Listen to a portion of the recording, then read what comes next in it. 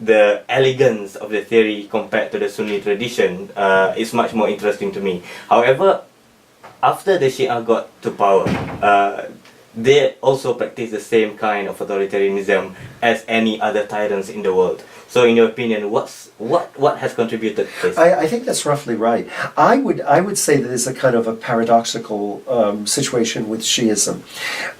There's something that I would refer to as Sunni realism. Mm-hmm. Sunni realism, to me, in a way, has kind of conditioned the development of Sunni Islamic political thought. Mm-hmm. And that's roughly this. Who's in power is by definition okay. Okay. Mm-hmm. Your job is to obey. Mm-hmm. That's Sunni realism. Mm-hmm. So, in a way, Sunni theorists didn't take it very far.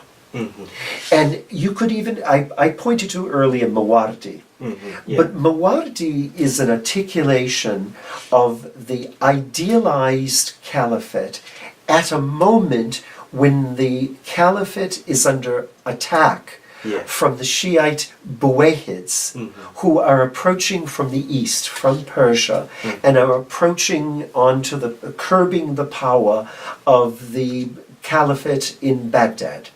So you have the high articulation of Sunni political theory at a time when it's under attack. And it really is just a kind of a justification for the de facto power situation. Yeah, so that the power could retain. It could, exactly. Yeah. Okay. Now, that does differ from Shi'i political thought, which has also an irony built into it.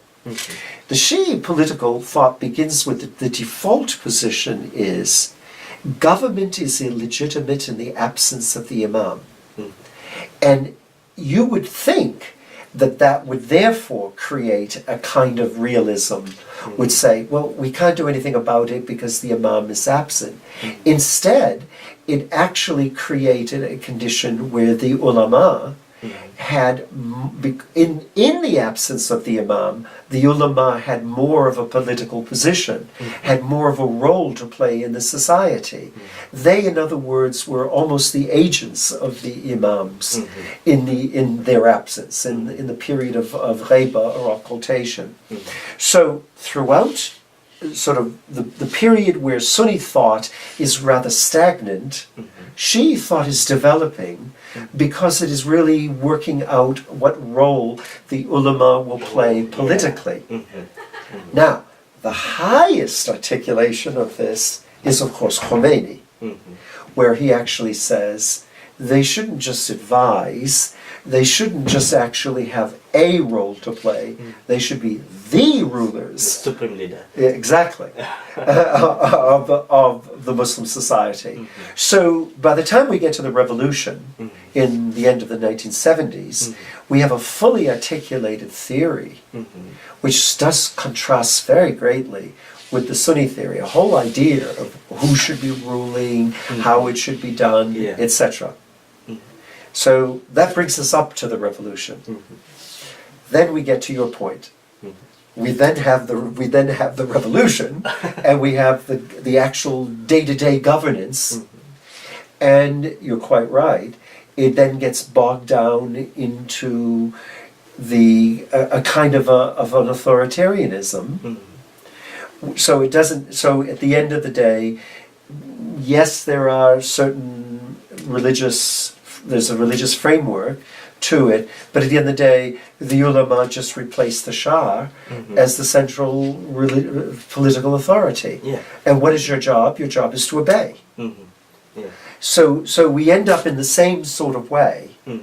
Now, I wouldn't leave it exactly at that, because I would say there's a kind of a day-to-day experiment. And the day-to-day experiment was things like there were elections. There was an elected majlis, and so there were political parties, and so there was so in other words, the practice was pushing it along very, very slowly, but still the larger authoritarianism was always reinforced. And that's the pity thing about this. So at the end of the day, I suppose what you're asking is, the end of the day is it the model? No. saja that.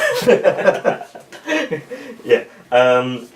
So, as far as the discussion goes, I think we could get a picture how the condition and the social context of certain time shaped the political theory of that time. Yes. So, in Europe, we could see that the dual revolution have shaped the thinking about how to explain the world in political terms. So, how and to what extent does the Muslim Ummah now living in, absent of the caliphate? How can this structure, this new structure, relatively new structure for the Muslims, contribute to our understanding of the contemporary world? Your line of argument is a very important one, and it's one that many, I think some people working on Islam would not agree with, but I do. I agree with you. In other words, political and social conditions do change the political theory. I don't think the political philosophy, the political theory, I do think there are certain broad ideas which are cut across time. But I also think that it can be conditioned by the circumstances of the times. Just look at capitalism, for example. Absolutely. Yeah. Adam Smith was born when capitalism was developing in Europe. Absolutely. And you can talk about the entire development of the kind of Western democratic thought as a response to particular conditions. And the economic conditions of the times would create the need for labor solidarity. Labor solidarity leads to kind of demands for citizenship rights. And so democratization kind of is increased as a result of that. Can we ignore the fact, you mentioned globalization, can we ignore the fact of globalization? No. I mean, all of these factors are there. So what I would say in answer to your thing is, I mean, we're clearly living in a period of globalization. We're clearly living in a period where people are connected, not only Muslims connected to other Muslims in far-flung parts of the Muslim world, but also to non-Muslims. And so the economic conditions of the world are similar, and we therefore have to respond to them in similar sort of ways.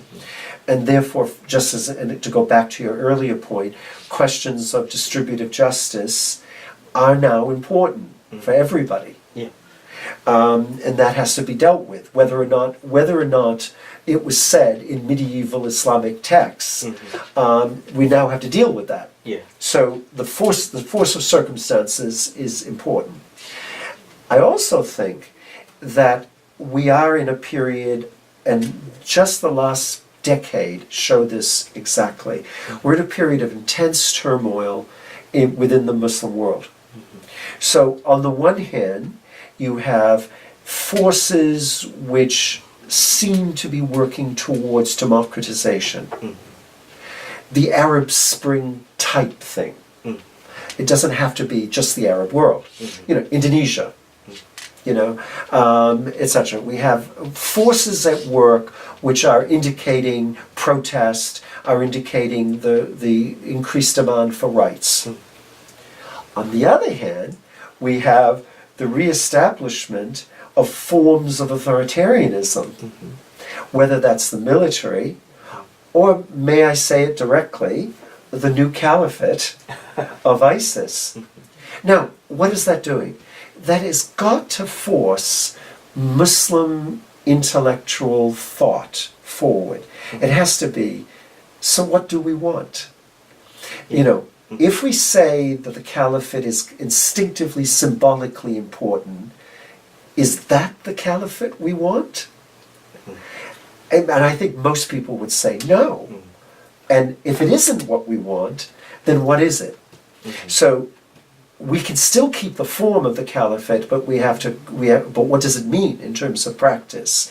Or alternatively, as in possibly, I was going to say Malaysia, but possibly Indonesia now, better example, the evolution of multi-party democracy, whereby the Islamic element is one element among many.